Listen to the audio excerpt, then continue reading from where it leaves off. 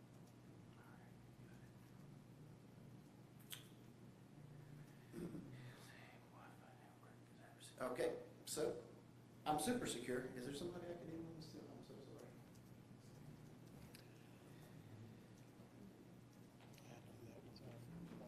I'm so sorry. No, all right, let's see. Let's see if I'm that secure. If Woody wasn't here, you'd really be in trouble. I'll be. Don't look over here, We pal. move that shit, I'll be walking like Vanna White. We just think we scheduled.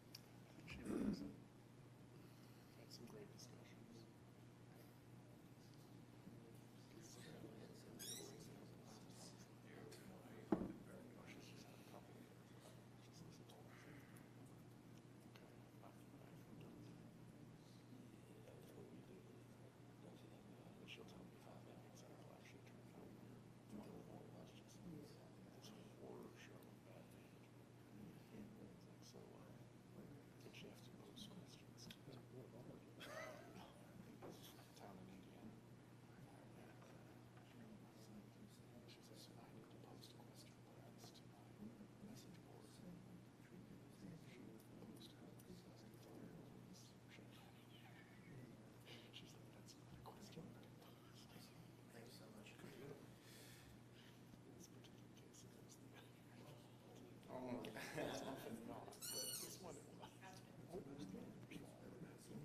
Awesome. I think I owe Woody dinner tonight. Thank you, sir. Appreciate it. Thank you all for your patience. Appreciate that. Sorry about that. So yeah, again, like I said, I'm Matt with Enterprise Fleet Management. We're a division of Enterprise Rent-A-Car, so we're owned by the same parent company. I'm sure many of you all are familiar with Enterprise Rent-A-Car. What a lot of people don't know is we are the largest fleet holder in the world. So we've got over 2 million vehicles worldwide. And from that is what birthed the Enterprise Fleet Management. So we have a lot of data with all the vehicles that we have on the road, both owned and under management through our partners, as well as all the infrastructure that's required. So what we do is we work in the local communities with both government municipalities and local businesses to help them run their fleets more efficiently. So now that I've told you guys a little bit about who we are, I want to share with you who we work with. And so these are some of our local partners here in Virginia. Russell County, Town of Benton are out this way. We're also partnered with City of Newport News, City of Petersburg, as well as many others. So in Virginia, we have 30 clients, 30 government clients, 1,500 vehicles under management. But nationwide, we've got almost 2,000 clients and over 140,000 government vehicles under management, which equals about a fifth of all of our leased vehicles. So we're very heavily in the government space, and our partners see value in it. So I didn't pick these clients at random. These are clients that have been through multiple cycles with us, and the number that I'm most proud of is down at the bottom, that 95% implementation rate. So they've been through multiple budget cycles with us, and they've seen value in the program enough to stay with it. And again, I have some examples of that coming up here shortly. But when it comes to operating your fleet, there are really these 5 key buckets. So there's acquisition, which in this day and age has been challenging to say the least. It's not only locating the vehicle, but it's also speccing and making sure that it fits your function. There's funding that vehicle, which I know currently you guys are paying cash for your vehicles. There's the compliance, so tags, titles, registrations, recalls, things of that nature. Your operations, so maintenance, fuel, and the actual operation of the vehicle, and then ultimately vehicle disposal. So we can help with all of the major cost buckets when it comes to operating your fleet. However, you can pick and choose. You know, it's not a one-size-fits-all solution. So what works best for Town of Bedford are the programs that you can utilize.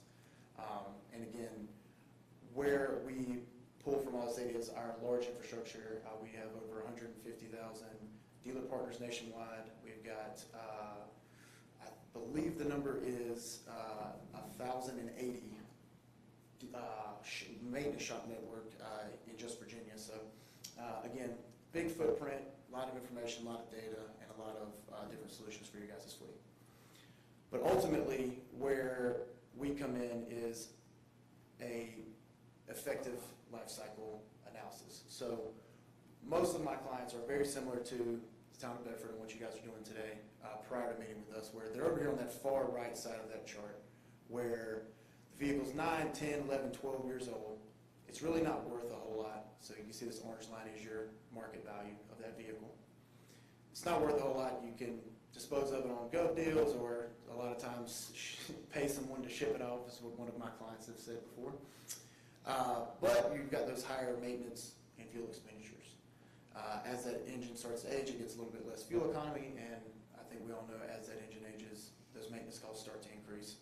What we do, not only for our clients' vehicles, but also for our rental vehicles, we do this exact analysis on the vehicles we own, is what is that ideal point to replace that vehicle? So it's before those maintenance and fuel costs really start to increase, but while that vehicle still has some value. And we run this on a case-by-case basis for each vehicle and each application to make sure that you are effectively operating your fleet for the lowest total cost of ownership once you take into account all factors. So I know I threw a lot there. Is there any questions before I move on to the next about? So would you all monitor the vehicle lifespan? Like, you know, it's going to be different for the duties of all vehicles. Correct. You all would monitor that through the garage or records? Exactly, correct. Yeah, so every time that it's an entry is placed, whether that's through the fuel, which we can discuss what that looks like, or the maintenance, it gets an entry placed, and our program helps predict that. But you also, what I did forget to mention at the beginning is, so my role as an account executive, so I bring on new business. If you partnered with us, you would be assigned a client strategy manager, who is your account manager, and an account fleet coordinator. So these are the two people who would help manage your day-to-day operations in your fleet. They would make these recommendations. We typically meet with our government partners about 3 times a year to help budget plan, but then also fleet plan, and then a third event for just a kind of a checkup as well. Sometimes, you know, do fun stuff, bring lunch, whatever. So, but yeah, so like I said, that's really where we're coming in and making those recommendations on a yearly basis. I mean, for us, and like I mentioned on that first slide, 95% of our partners in Virginia that have ever partnered with us still partner with us to this day. And it's because they see that value on a year-by-year basis. We're not a dealership in the sense of we're going to sell you the vehicle and cut ties. So we'll be here for the long haul. Okay, a couple things. One, if we were to do business with you, our current vehicles we do have, would we still be able to keep them? Or would this be in addition to what we've got right now? I mean, how would it work? Yeah, so I do have a slide at the end about what that process looks like over the next few years. But yes, you continue to operate the vehicles you own currently as you do today. There is, you know, we don't come in and say, all right, got to get rid of all of your vehicles, right? So no, especially in today's market, I'd be impressed that we could find 50 vehicles for you all to replace everything. So does that answer your question? Yes, it does. And how much is it going to cost? I got that at the end. I'm getting there. You're jumping ahead of me. You're excited. So with your other kind of government partners, is it, what departments? Is it kind of like, is it a lot of police departments? Is it a lot of public works vehicle? I mean, or is it just a mix, or? It's definitely a mix. There are some where we focus primarily on the police side of things. The majority of our clients, we do look at the entire fleet, and that's where it can be most effective because the police vehicles are such a heavy cost item. We have some solutions and workarounds where other units in the fleet can help cover the cost of those heavy equipment items like your police vehicles that are going to run you. Number one, they're more expensive, but number two, they also have higher maintenance costs because they have a lot of idle time and obviously a lot of start, high speeds, all that good stuff. So. Mine too, I guess, on those, and I'm sure you all monitor this, it's not so much the miles on police and electric vehicles, the equipment as it is the hours. Engine hours, you got it. Yes, So sir. y'all monitor all that? Correct, yes, that's included in the process, yes, sir.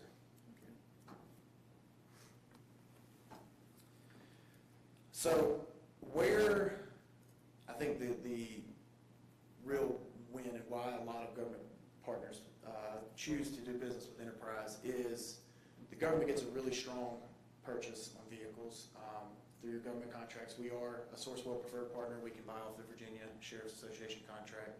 We're also E&I partners. So, and that Sourcewell contract is through 2026 as of now. It's been extended twice, so I don't foresee us losing that bid, but right now we are the Sourcewell preferred vendor when it comes to fleet management. But what we do is we marry the government buying power to the selling power that an entity like Enterprise has. We sell nearly 500,000 vehicles a year, and so through our dealer networks, we also hand sell some. We have a car sale division as well that sells it direct to the public. So through these various channels, we're able to get a return on these vehicles. So an example of that is in the half-ton truck space. So this is an example. This is before COVID, and you can see it's a 2020 GMC Sierra. So this was calendar year 19 when they ordered this vehicle. So they purchased this vehicle. This was one of our government partners for $24,000. They ran it for 11 months. You can see up at the top. And then the next piece down right below that yellow box is their payment. So their payment to Enterprise was at $439 per month. So their total payments over that 11 months was that term cash flow of $48.37, which left a balance owed to Enterprise of $20,965 at the end of that 11-month period. But at the end of that period, we were able to sell that vehicle for them for $31,000. So that net difference between that $31,000 and that $20,000 is that equity position from sale line. It's $10,334, or a net cash flow of essentially a credit of $5,500. So we sold the vehicle for $6,700 more than what they paid for it, and their net cash out when it came to their payments minus what we sold the vehicle for was essentially they made money on the truck. That's going to have a lot to do with the market for vehicles right now. So this you is can pre- sell a used car now that make all kinds of money you didn't used to be able to. This is pre-COVID. I have an actual COVID example here in a second. This is before COVID. We've been doing this for the last 5 or 6 years. Really what's happened is GM in particular wanted to increase their market share in the government space, and they have been throwing a really healthy government incentive onto their trucks. We've been doing this for about the last 5 or 6 years, again, pre-COVID. Any questions before I go to the COVID example? That's a lot less than what I paid for my Sierra. Exactly. I'd have me one outside if it were $24,000. So. It's a two-wheel drive? Yeah. So this is again the same example, but this is for, and I know it's a little bit smaller. This is a section. So that was one vehicle. This is a section pulled from one of our clients here locally in Virginia. And again, it's the GMC Sierras, and then they did get one F-150 at the bottom. And you can see the months in service is that next line over. So they held them a little over a year. Part of why they went past the year was just getting the vehicles. Right now, manufacturers are taking longer than ever to build vehicles. There's just part shortages, labor shortages, factory shutdowns. But you can see for this client, the purchase price was $27,000 on the Sierras, $31,000 for the Ford. But then for the Sierra, we sold it, again, to your point, showing is during COVID, markets, very high. We sold these vehicles for $39,000. And this Ford, which was sold more recently, we sold it for $41,000. So on average, we sold these vehicles for almost $11,000 more than they paid for them.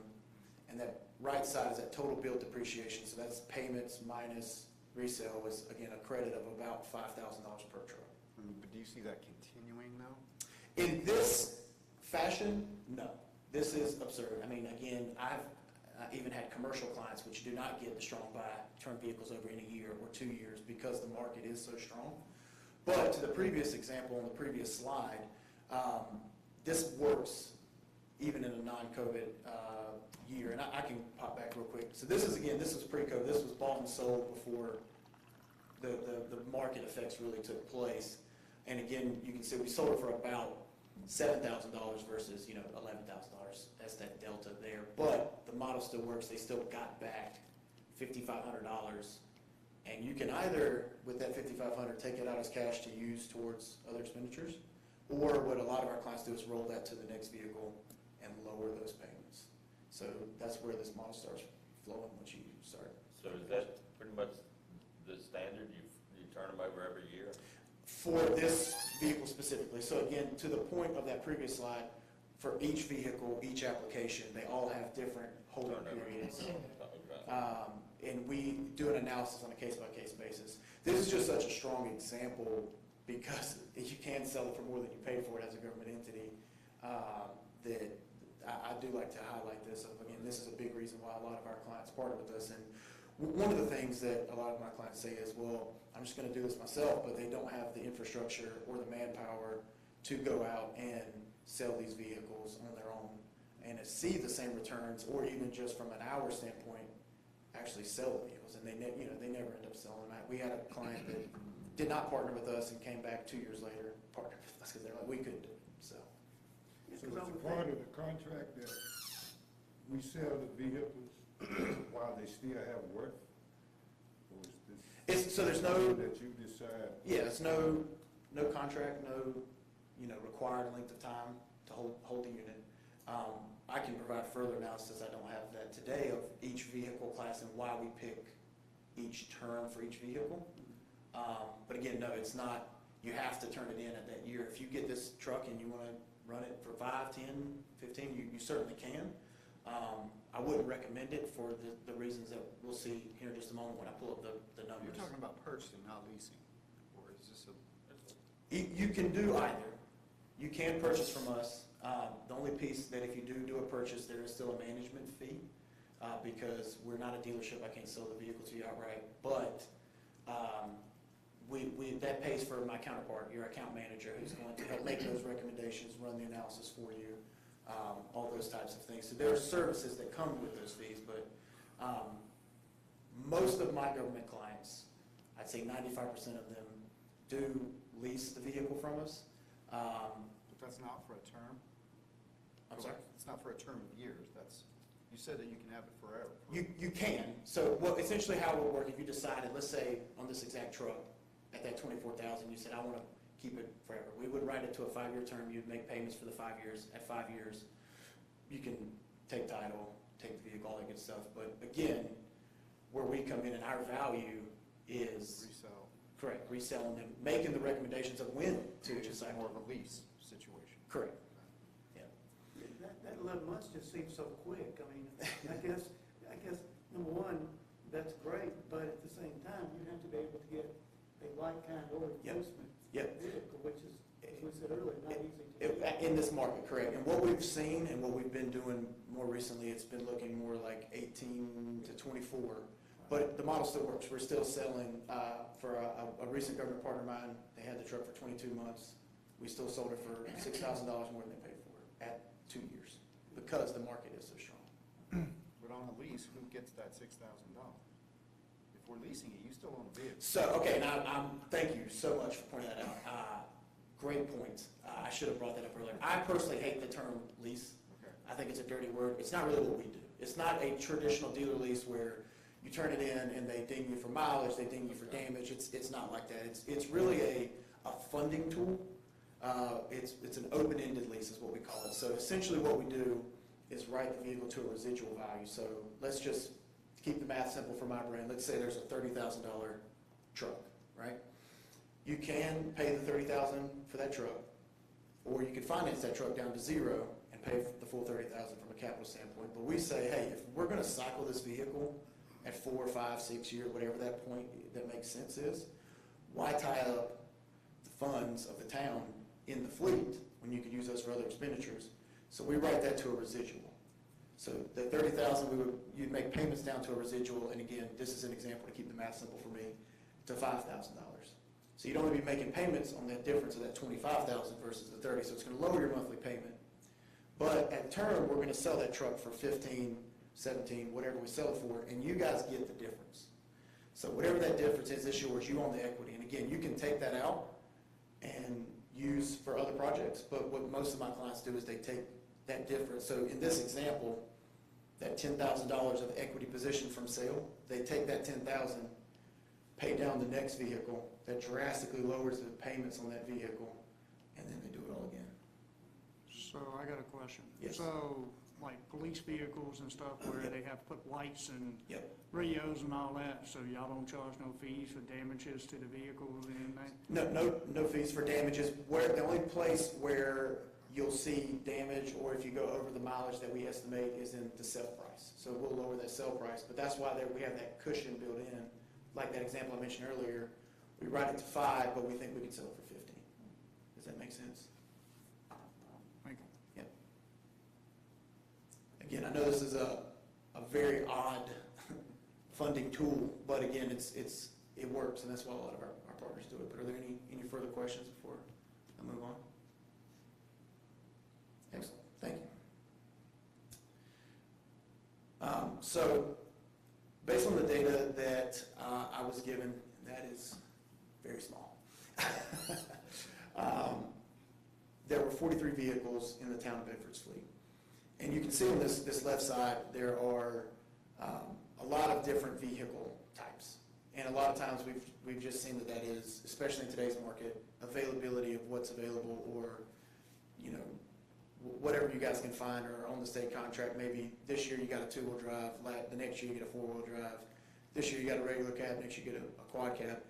We can help with that of typing that fleet, make sure you have the right fleet, the right vehicle for the right application, but it's reducing the number of different types of vehicles that you have. As you can see here, on average, the vehicles are about 10 years old, and you're doing about 7,200 miles a year on average.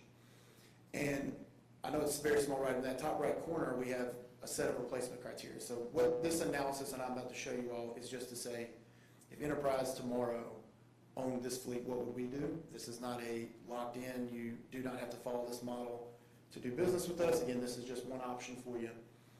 We would replace everything that's either 10 years older or over 100,000 miles in year 1, and then everything the next year, 8 years or over 93,000, 6 years or 86,000, 4 years, and so on and so forth. And so that comes out to 18 replacements in year 1, 9 replacements in year 3, year 2, excuse me, 3 replacements in year 3, 6, 7, kind of down the line like that. So before I move on, I guess any questions on this piece before I go to the numbers? Well, my only question would be, okay, if an engine transmission goes out, how does that impact the overall scheme of things? So typically what we've found, the sweet spot for these vehicles typically does not exceed 5 years. There are a few cases where it makes sense, especially on vehicles that have a lot of upfit on them. But typically, that 5-year mark is the point. So there is a lot fewer problems that come up when that vehicle is 5 years or newer, less than 100,000 miles, even in a police application where it does have a lot of engine hours. When you keep it under those year thresholds, it usually does pretty well. Again, when it comes to, let's say, a vehicle the day before you're going to turn it into us has a transmission, there's a couple options. You can either still turn it into us and we'll sell it as is. You won't get the same return for it. Or you can replace it and then we'll sell it after that point. But we have a fleet strategy manager that his entire role is reselling of the vehicles. He's just always in the market. He's helped sells our rental cars as well. And he will tell you guys if that makes sense. Recently had a client that turned a vehicle into us with no bumper because it was a $4,000 fix, but it was only going to get them $1,800 in resale. Doesn't make sense, right? Let's just sell it as is. So we'll help make those types of recommendations as well. These vehicles are coming from your fleet of rental cars? No, so typically we order direct from the manufacturer. That way you can spec the vehicle exactly how you'd like. So it's a new vehicle? It is a brand new vehicle. So it would have the manufacturer's warranty? Yes, sir, yeah. But some of those are becoming not as good, and there's certain things that don't cover. And again, in the police example, a lot of their warranties are like 3 years, 36,000 miles. It's just not a very good warranty. But correct, but you're correct. There is a lot of warranty. So again, there's another, by reducing the age of that vehicle, you're going to experience, the town will experience less maintenance costs because a lot of the repairs that do come up will be under warranty. So are we just getting the base vehicle and then we have to outfit it for like a police vehicle or a public works? I mean, Yep. but be able to put the attachments on it so we can Yep. just know. I mean, Yep. or do you all coordinate all that so that the price we get is the truck that's delivered is what we need, or the vehicle? You got it. The second option. So we deliver everything turnkey ready. Well, let me back up. We can, right? Like I mentioned earlier, it's pick your poison. Whatever you want to use, you can. Typically, we do deliver the vehicles turnkey ready. That's, lettering, any numbers you want to put on it for the police, lights, sirens, radios, we can do everything and deliver you a ready-to-use vehicle. Again, if you have a local vendor that you like and gets, it's a good price, we can continue to use that local vendor, but we also do have nationwide agreements as well. So again, it comes down to a cost analysis at that point. So, because of the COVID and all that, where vehicles is scarce to get hold of, is there any waiting time on this if you order vehicles or whatever? Yes, so right now, manufacturer wait times, which would normally be 12 to 16 weeks, are more like 26 to 30 weeks. But what we've done recently, so I partnered recently with a school system who had 11 vehicles that were, hey, these 11 are just killing us. They're, need transmission, there's just all these problems with them. We can go out to our local dealer partners, find these vehicles for you all, and still source them. The issue there is, again, would not typically be state contract pricing. Unfortunately, dealers are marking vehicles up substantially, so it wouldn't be a state contract price. However, to your point of like police vehicles, again, because we have these relationships and we have this network of dealers, as they have either vehicles that customers no longer want, or they, it's funny, I had a Ford dealer call me the other day and said, hey, I just had 8 Interceptors show up that I didn't know were coming. And I was like, cool. And we get stuff like that all the time. So we can help source those immediate needs. But for us, and where it makes sense for us, is a long-term partner. And so we would want to get your fleet on a proactive plan where we can plan around the lead time, right? And say, hey, if we replace these ones that are getting to that window because we know it's going to be a 6-7 month wait time, let's go ahead and address these issues now. And again, as it works, year after year, eventually your entire fleet will be a much newer, refreshed fleet. It goes to that thing we've talked about a lot, of vehicle replacement policy of some sort. Yeah. And back to the question was asked earlier, the ones we currently own, you always look at those and know about when they would be ready to get rid of and get another one in place. Yes. Yeah, no, it's perfect. I'm glad you asked that question because I do have that here on the next slide. So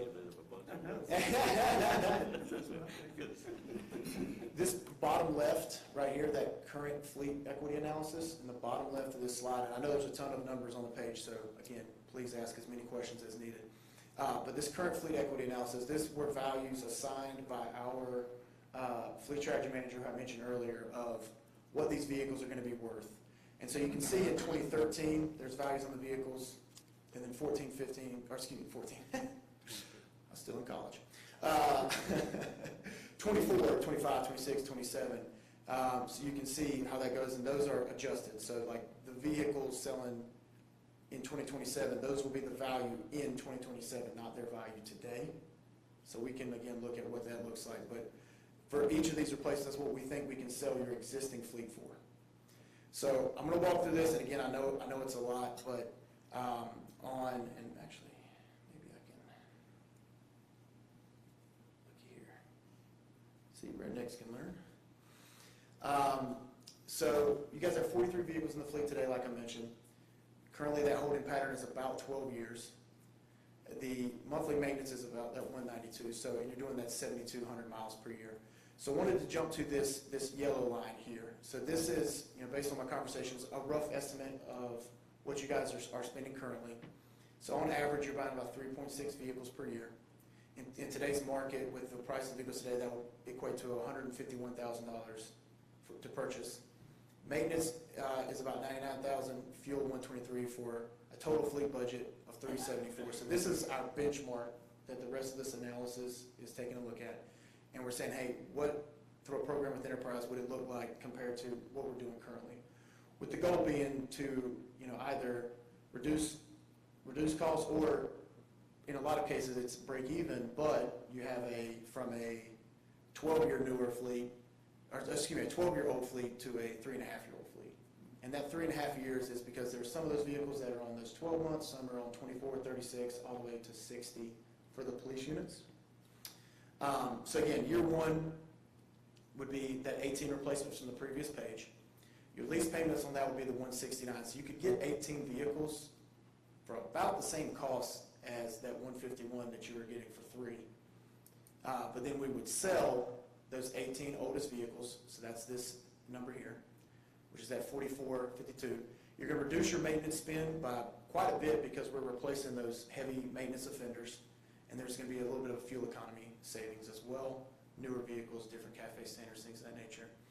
And this flows down for each year, so you can kind of see how the following year, we're not only selling the vehicles that you own, but we're also starting to sell some of the lease units. And you can see how, yes, your lease payments are higher, but when you factor in the equity of the sold vehicles and the leased vehicles, and again, reducing that maintenance and fuel for that total fleet budget of that 178. And all of this flows until this is year 6, where the entire fleet is on lease, and you can see how that breaks down. But at this point is where you're locking in that maintenance. Your maintenance is a third of what it is today because you have a newer, more efficient fleet.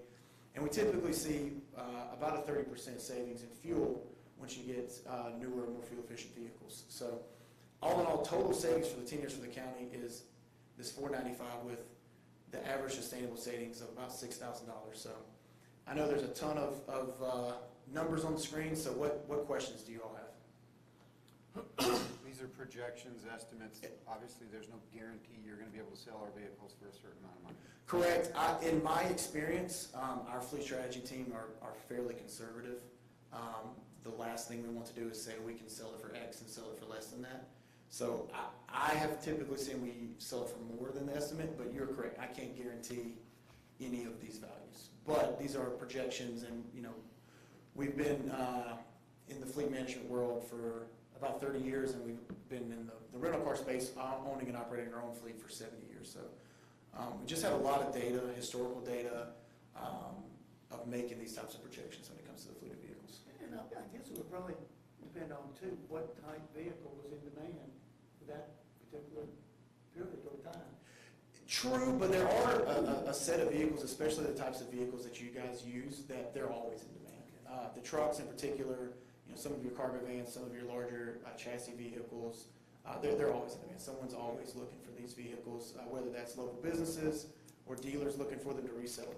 Yeah, I've heard diesel trucks are $5 right now. Oh, yeah. Yeah, we've seen about an 18% increase in the vehicle price over. So what happens in those couple of years, trying to look at when you go negative net cash? What's causing that in those outlying years, kind of? Yep, so that is partly due to the lease vehicles that are being sold. So this model is again, conceptual. This is saying every time you sell a vehicle, you're taking the cash out, and you're going to just buy a new vehicle. So there's several years where, like year 2, it's $195,000 savings. Year 8, it's $38,000, almost $80,000 or $70,000, excuse me, in year 10. So you have these surpluses and these waves because you're pulling the equity out. Typically, what we recommend is to roll that to the next vehicle. It makes more predictable payments, and it's going to lower that total payment. And that's going to lower your equity, your Lease, yep. lease payment Exactly. by rolling that back in, obviously. Correct. And it's more flatline, it's more predictable. Again, these big spikes are because, twice now. These big spikes are like, for example, in this year, we're selling some of those 36-month leases, right? And then a little bit less in this year because we're only selling the 1-year vehicles. And then this year we're selling vehicles that are on a 4-year lease. And that's why this model is a roller coaster, but it can get much more granular. Once you get out into where you've got your kind of, I guess, your plan or whatever, then it shouldn't be as many correct. ups and downs. Yeah. Once you get out to a certain point. Correct. And again, even this model, my recommendation would be to roll the equity. It's certainly your equity to do with as you please. That would level it out even in years 5 through 10 if you rolled the equity into the new fleet. But again, just for modeling's sake, this is easier to look at.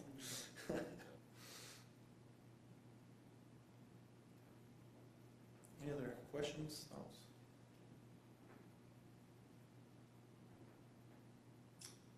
Okay, perfect. Well, that's all I have from a presentation standpoint. I think that really a quick industry update, and then I will be done, is because, to your point of the industry and the way the markets are, really what we want to do is start a long-term partnership with the town of Bedford. So, whether that's sometime in the next few months, if that's next fiscal year, either way, we're not in any rush to partner. But part of becoming a partner and becoming on our program is it gets us into a position where as these ordering windows are opening, we're able to order vehicles for y'all and get that state contract price versus having to find one from a dealer. And again, so for today's a great example. I didn't have my USB because Ram announced that they were going to open their ordering window for their 3/4 ton trucks a week early. We were expecting them to announce it for next week. But even though they announced it this morning at 8 o'clock, they were already closing their ordering today at 5. So they only took orders for a day. So again, part of being a partner with us is we have our finger on the market. We are aware of these types of things, and we can get ahead of that. So once you're on our program, when these types of things come up, it's a very easy process to say, hey, no problem, it's time to, we were ready, we were planned, we knew we were going to order X number, they opened the window, we order the vehicles. Versus, we missed the ordering window, now we have to find some from a dealer inventory or excess. So, again. And you got dealers, all models, Yes. pretty much, Yep. it's not just a GMC truck, or if you wanted a Ford truck. Correct. Or Dodge truck, Exactly. Yeah, we're not tied to any brand or Brand, manufacturer. like that. We work with everyone. A question that I wasn't asked that I did want to address that I think is important, is just how we make money. So again, if you were to lease the vehicle from us, there's an interest component and then a management fee. If you pay cash for the vehicle, it's only the management fee, but that's the two ways we make money. Why our clients still choose to partner with us, and yes, they're paying interest today where they weren't paying previously, is because we are able to save them such a significant amount and reduce the age of their fleet. You guys are not atypical when it comes to a fleet of 12 to 15 years old is typically what I see, and we're able to reduce that to 3 to 5 years. So they're newer vehicles, they're nicer, they're safer. One of my police chiefs I'm working with on the eastern part of the state is using that as part of his recruiting packages. Like, hey, you're going to get a newer vehicle because they were having issues with retention of officers. So, again, just wanted to thought there. So, I guess any final questions before I wrap it up? Anybody, any questions? Any other questions? No? All right. Excellent. Thank you all so much. Really Yes, sir. appreciate your Thank time. you. Thanks, Matt.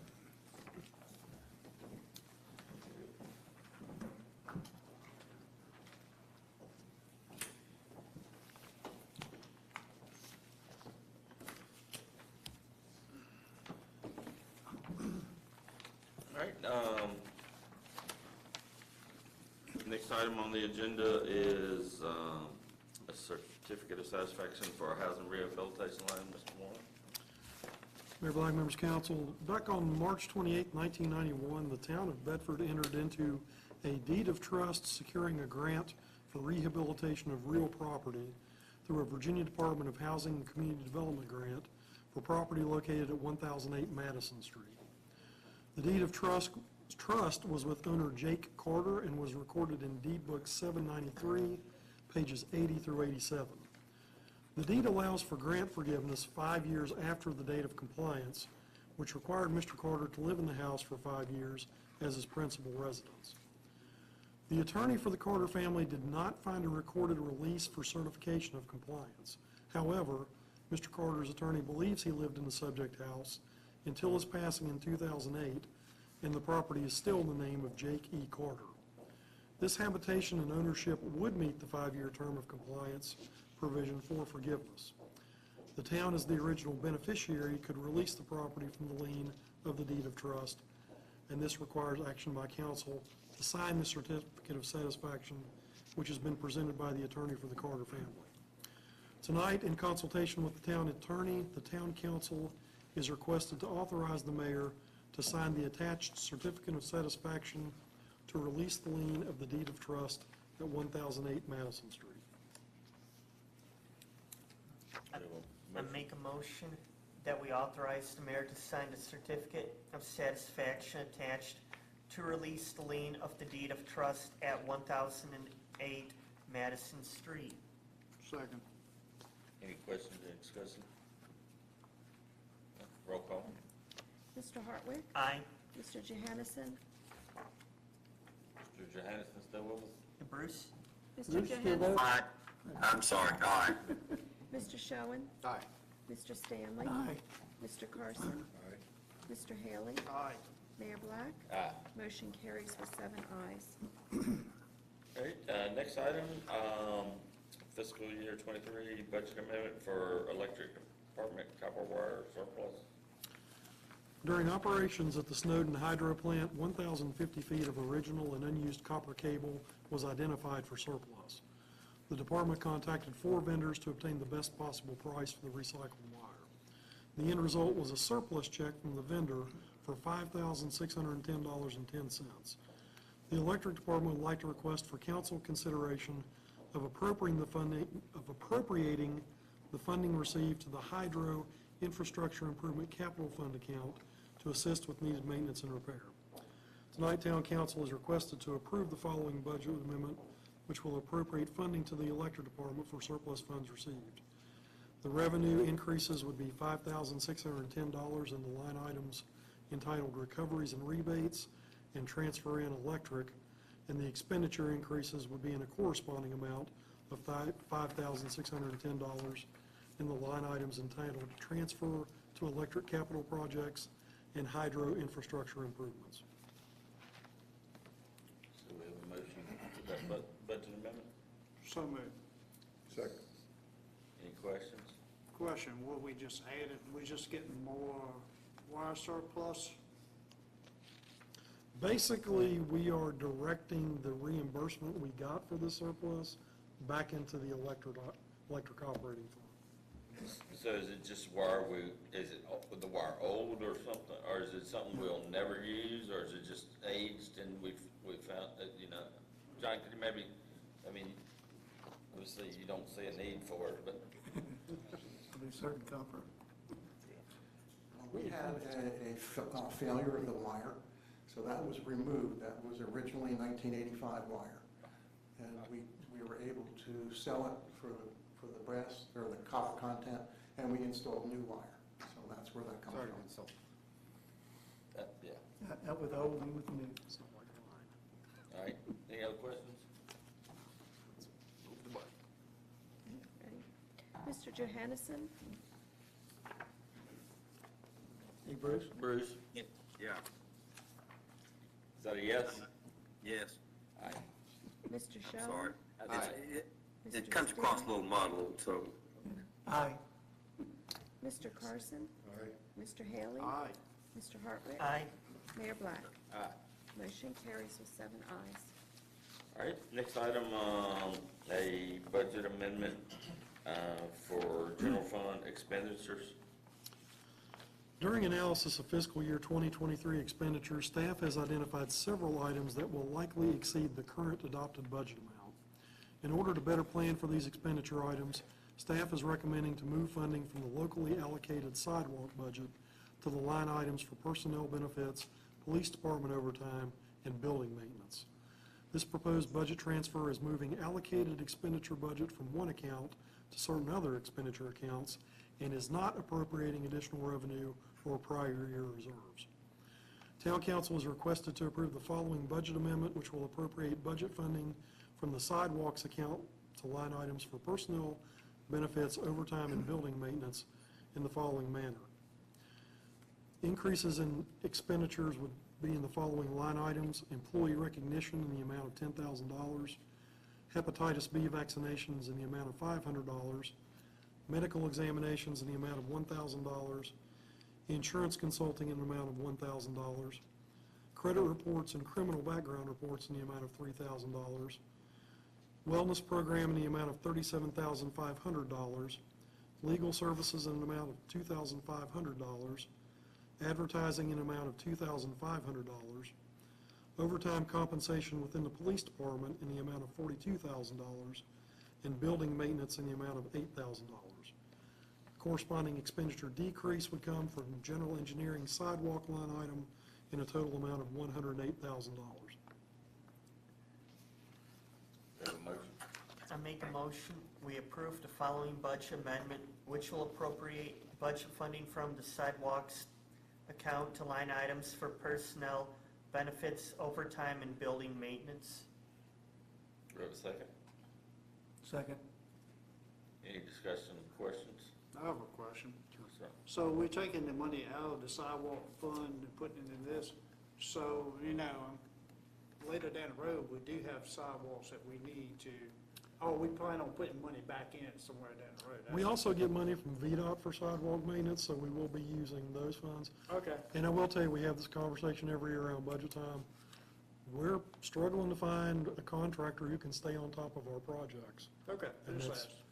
There's several explanations behind that, which I can Thank go you. into further detail. But this is coming out of engineering, correct? So that's. Local expenditures not For VDOT. engineering, so that still leaves us some in local engineering. and Couple then- $100,000, I believe, yes. But it doesn't take anything away from the materials, our local piece in the materials or supplies or construction, I guess the construction pieces.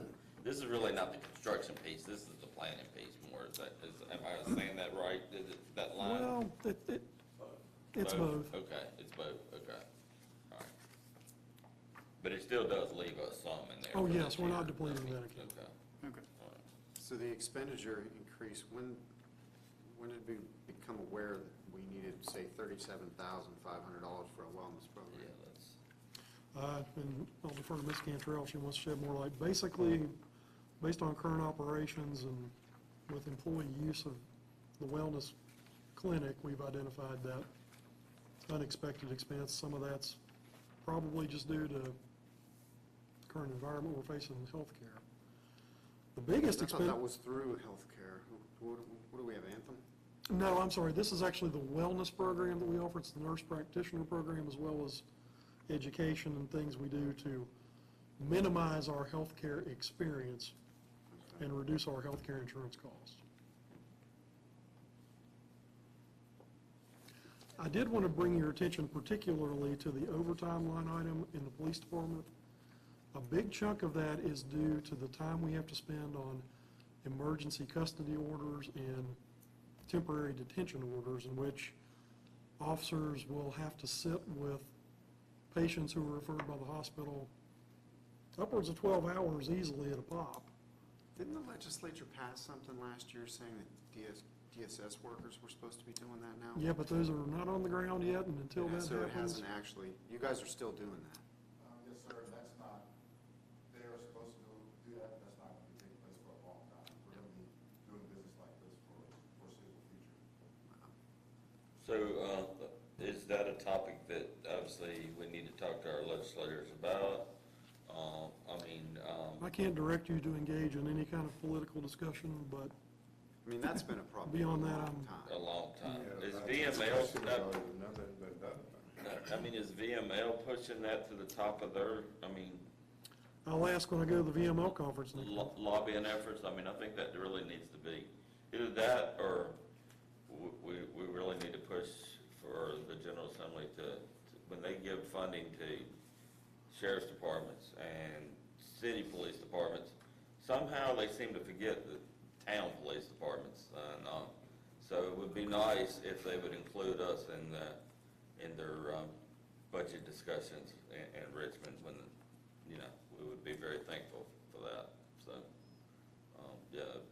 I think anytime we can engage or whatever we need to do to try to help push that, because it's a big burden on our police department. They're spending a lot of time on that, and we're paying for it. That's all I got to say on that.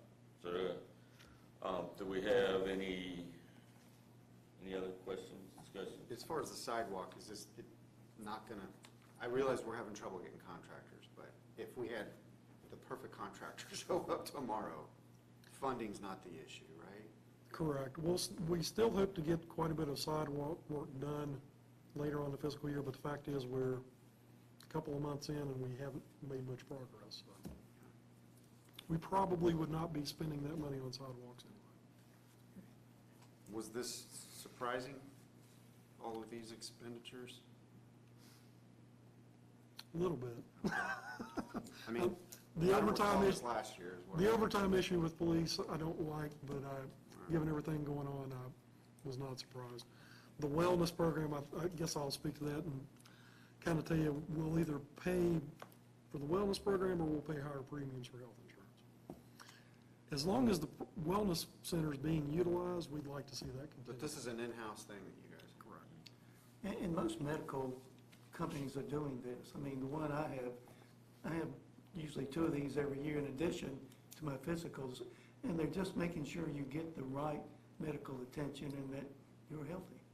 And Levon Pruitt, our nurse practitioner, does a fantastic job. So Yeah. it's a very valuable resource. Yes. All right. Roll call? Mr. Schoen, Aye. Mr. Stanley, Aye. Mr. Carson, Mr. Haley, Aye.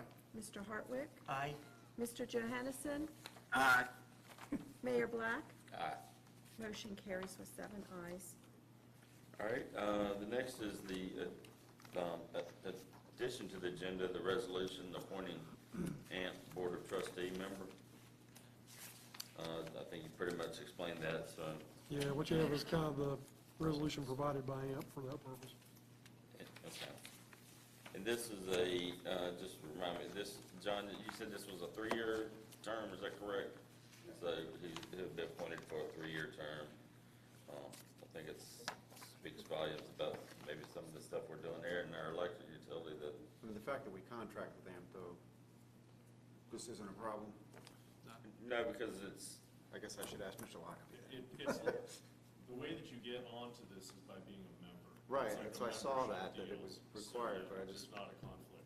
right. that's all I had on that. So, like I said, I think it's a pretty good Yeah. honor that we've been chosen to represent Have some representation. the public utilities in town, I mean, in the state of Give Virginia. us some lower rates, John. Yes. Lower that purchase prior and transmission costs. Hey, while you're up there. Every little bit helps. You know, it's football season, we can't have the lights go. Especially during the games. All right. So, we have a motion to, adopt the resolution. So moved. Second. All right, any other discussion, questions? No, roll call. Mr. Stanley, Aye. Mr. Carson, Aye. Mr. Haley, Aye. Mr. Hartwick, Aye. Mr. Johansson, Aye. Mr. Schoen, Aye. Mayor Black. Aye. Motion carries with 7 ayes. Next item is a work session on financial statements. John, you stay awake now.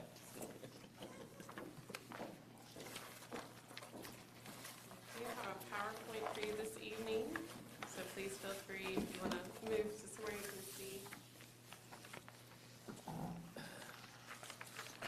Yep. Wish me luck. Let's hope this works.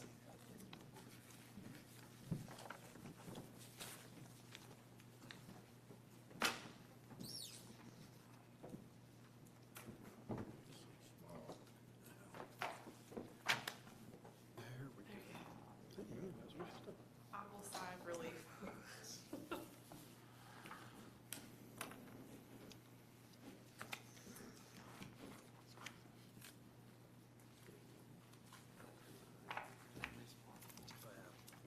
So tonight, the plan for the work session is I'm going to do a PowerPoint presentation. Please feel free to stop me at any point if you have any questions. This is primarily going to be reviewing how to read this almost 50-page packet of numbers that you have gotten from me. This is starting with balance sheet, and it has all the different financials for the funds throughout the town. And so the first order is what is in this financial statement packet. You know, it's approximately 50 pages, but what exactly is in it? So here in order is how this is broken out. So the first sheet is your treasury fund or your pooled cash balance sheet. Then the next piece is your general fund balance sheet. Then you have your general fund year-to-date budget report, followed by the capital projects balance sheet and the capital projects year-to-date budget report, and it just goes down in the same order throughout the solid waste fund, the capital pieces, and the electric fund, and the electric capital project pieces.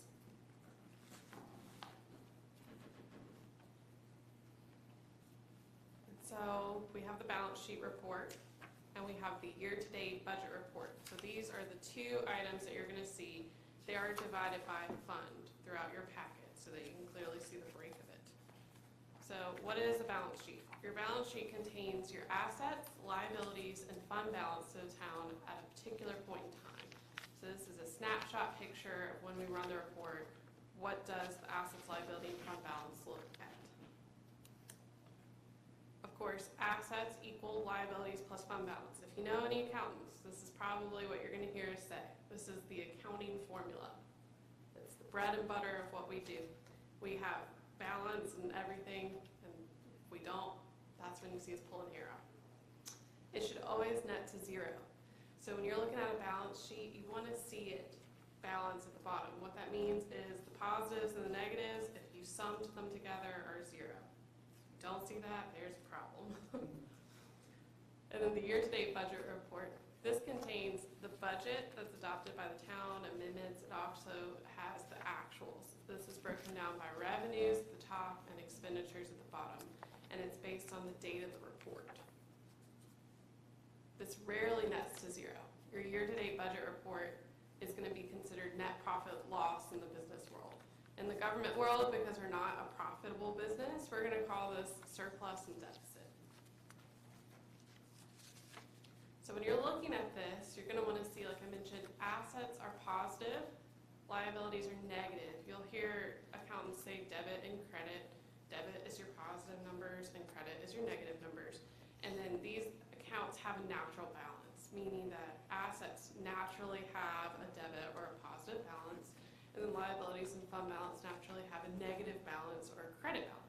And so if you take the top number, the total assets, and you sum it with the liabilities and fund balance, you'll see that this accountant is very happy because it equals zero, exactly like it should. So the next piece is the first page, Treasury Fund. We know what this is now. We know what the balance sheet contains. So what is pooled cash, also known as a treasury fund? Well, the top is where we have our money invested. So this is going to be the different banks and financial institutions and how much is in that account. This is also what we reconcile when we do our bank statement reconciliation. We're going to make sure that this matches and that we know what's outstanding. The bottom piece, the liabilities, these are called due to, due from. These are essentially equity liability accounts that track each fund's share of these asset accounts above. So it's going to tell you on here how much of that checking account is general fund, how much is solid waste fund, how much is electric fund, and so forth. So in this example, you can see that solid waste fund was due $410,000. That was the cash basis of that fund on June 30th. How does the treasury fund or pooled cash work? So let's say I purchased $10 in office supplies from the office store. I'm going to process a check from the treasury fund, that's 00, from our checking account. So I write the check, I reduce our checking account by $10. We're going to code that expenditure to the supply general ledger account for finance. So you can see that there. We're going to debit it or record the expenditure for $10. Our software is going to say, stop. This balance is you increased and decreased by $10, but your funds are out of balance. You decreased your treasury fund, but you increased your general fund. You need each fund to balance. So the system is going to add this piece right here automatically. It's going to say, treasury fund, reduce what we owe to the general fund by $10 because general fund's paying for this. And then the pooled cash is also going to change. So if you look here, your treasury fund's got an in and an out for $10, and so does your general fund.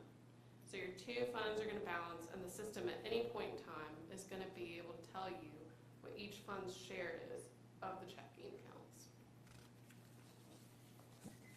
So why do I want to see a balance sheet for cash position instead of the bank account balance?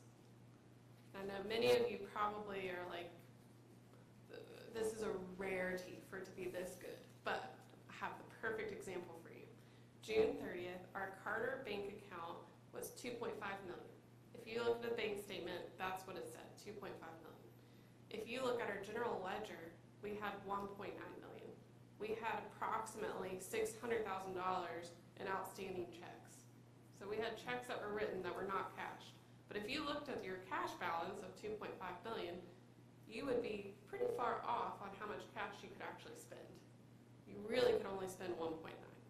So you always want to see what I call the balance sheet version, because this is going to have all of your outstanding items included on this.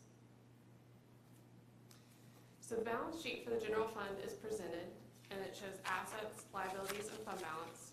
It's also in the funds, outside the treasury fund, going to have this account called equity and pooled cash. You're going to see that in the general fund, the ledger fund, solid waste fund. This is always going to be an opposite relationship to that due to, due from, in the treasury fund. So you can see here in the report, it's 6.1 million. And if I pull it from the treasury fund, due to the general fund, is negative 6.1 million. They match. That is wonderful. And the system forces us to do that based on that entry I showed you earlier. When we code something out of the checking account and we process it, it's going to force these two accounts to adjust. So the next piece is liabilities.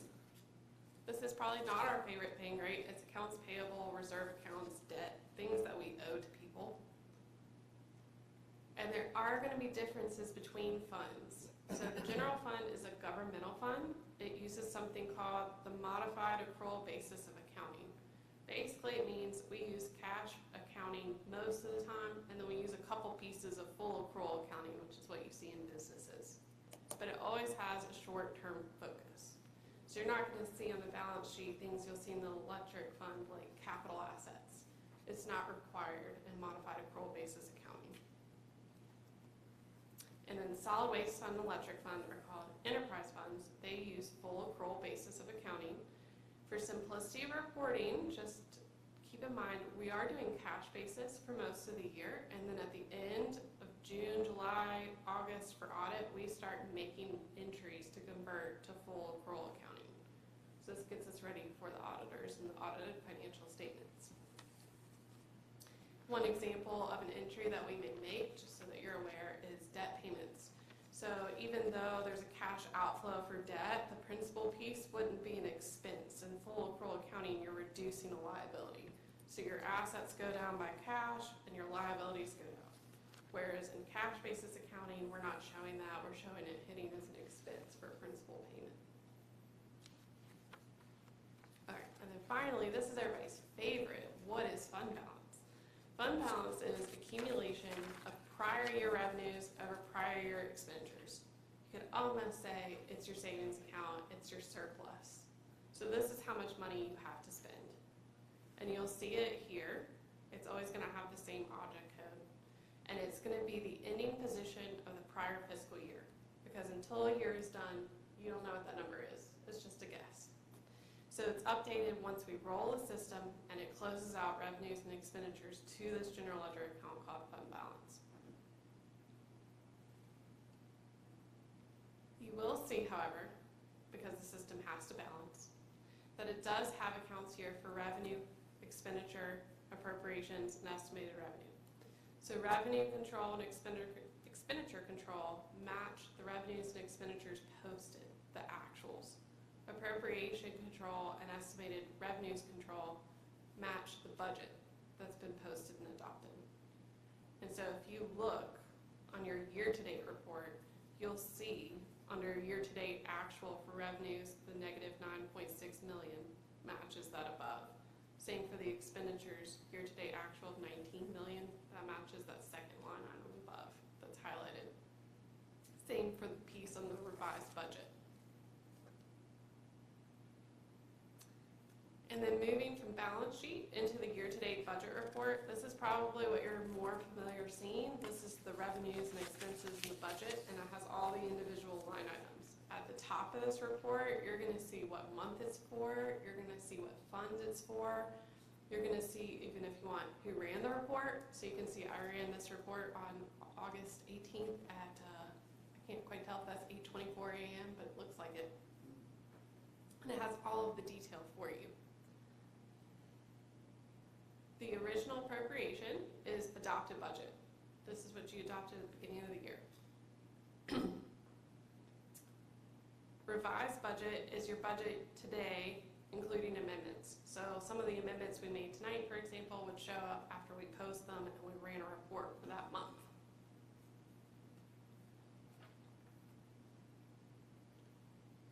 Year-to-date actuals is all the revenues and expenditures that are posted from the start of the fiscal year to that report period. So for this June, it's going to be July of last year to June of this year. Month to date is revenues and expenditures posted during that report period only. So this is everything that was posted for June, the month that was ran. Encumbrances are purchase orders outstanding. So if somebody prints a purchase order, the system is reserving it and saying this is now encumbered. So you can see those listed on that column. The next is available budget. This is going to be your revised budget minus your year-to-date actual. So this is how much you're either over on your budget or under, either direction, revenues and expenses. And then lastly, the percent used. This is just the year-to-date actuals divided by the revised budget. And you'll probably see finance people, we like to pay attention to this column. We want to know if it's December and we ran a report and you are above 50% expended. Why? Because we're halfway through the year. To be on track, it should be 50%. So we pay a lot of attention to this column on percent used.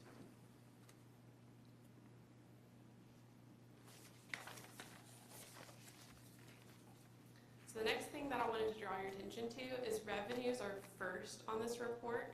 You can tell it's a revenue because the organization code is 6 digits in length. So that's a quick check. And then the expenditures displayed next, and you can tell it's an expenditure code because the organization code is an 8-digit length.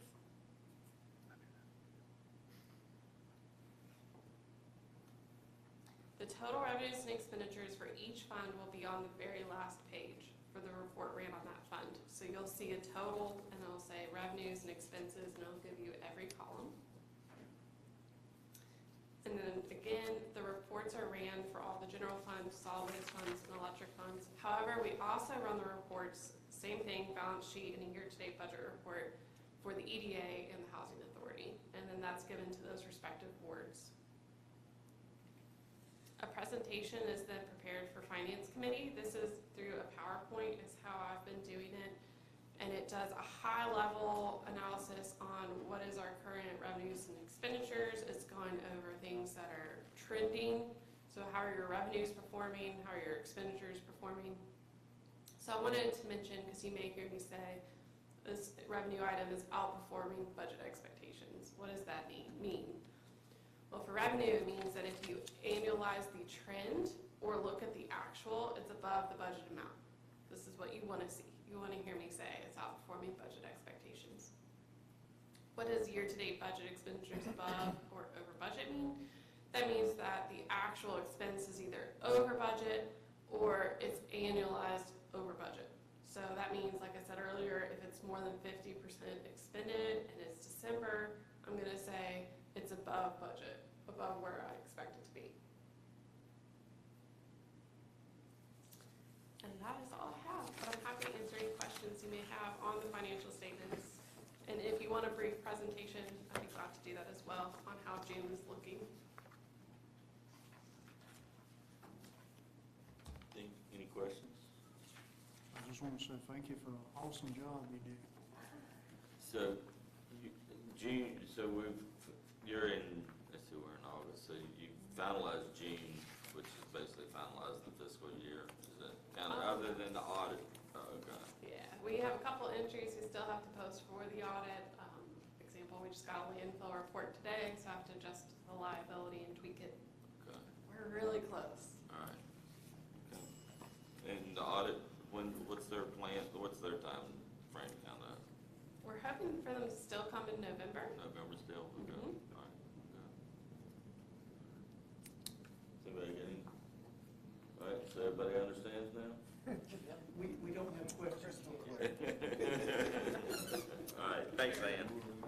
Thank you, and that was wonderful.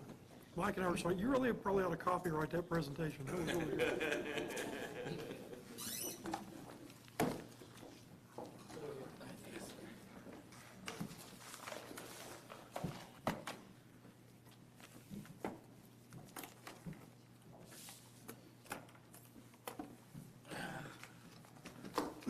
All right, so the next item, and, I think I want to add a second, can I add I should have done this earlier, add a close, to talk about an economic development opportunity.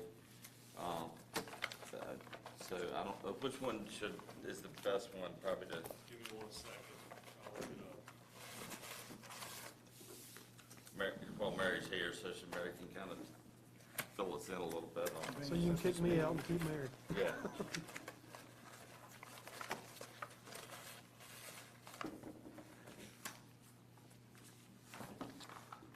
And can I do those both together, Mike, or do we gotta come out and then go back in? You can do them both together if there are times when it's better to do them separately, but this will be fine.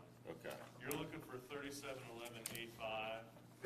E5, A5, discussion concerning a prospective business or industry or expansion of an existing where no previous announcement's been made of the business or industry's interest in locating or expanding facilities in the town. You got it? yeah, mine just says concerning a prospective industry where no previous announcement has been made. Is that, Yeah. that's that one? Okay. All right, so I will add that one then. First we need well, you said we could combine these into one motion, you think? Okay. So, closed session pursuant to section 2.23711A3 of the Code of Virginia of 1950, as amended for the acquisition and disposition of publicly held real property where discussion in an open meeting would adversely affect the bargaining position. Basically, that's to discuss the chamber building and Edmund Street Park. And then we also, in that motion, closed session pursuant to section 2.2-344A5 of the Code of Virginia of 1950 as amended. No, that's old. Oh, is it? 2.23711A5. You gotta give me the right one up here. So 2.2 dash 37, 3711A5. 3711A5 of the Sounds code. like you just read off the old code before it was recodified,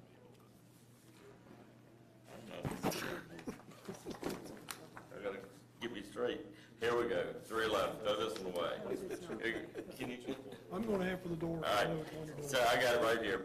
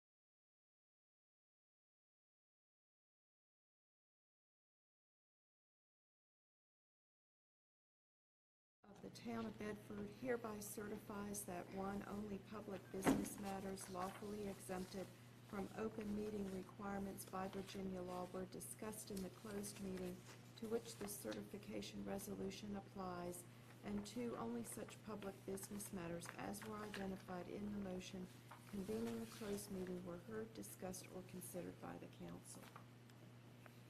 Do we have a motion? So moved. Roll call?